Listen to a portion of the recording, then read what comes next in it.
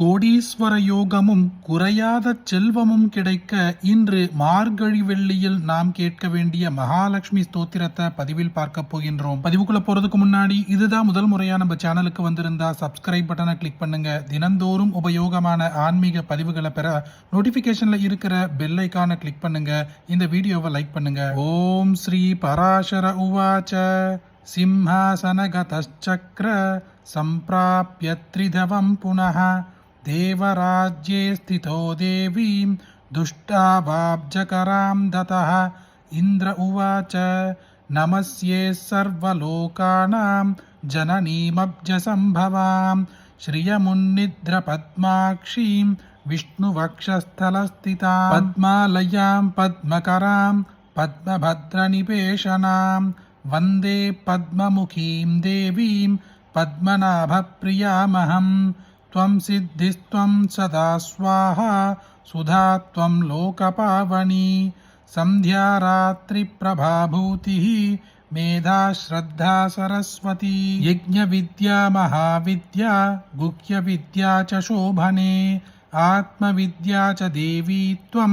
विमुक्तिफलदायिनी आन्वीक्षिकी त्रयी वार्ता दण्डनीतिस्त्वमेव च सौम्या सौम्यैर्जगत्रूपैः त्वयैतद्देवि पूरितं का त्वन्या त्वामृते देवी सर्वयज्ञमयं वपुः अभ्यास्ते देवदेवस्य योगचिन्त्यं कथाभृतः त्वया देवी परित्यक्तं सकलं भुवनत्रयं विनष्टप्रायमभवत् त्वयेतानीं समेधितं धाराः पुत्रास्तथाकार सुहृत्तान्यधनादिकं भवत्येतन्महाभागे नित्यं त्वद्वीक्षणानृणां शरीरारोग्यमैश्वर्यमरिपक्षक्षयः देवी त्वद्दृष्टिदृष्टानां पुरुषाणां न दुर्लभं त्वमम्बाः सर्वभूतानां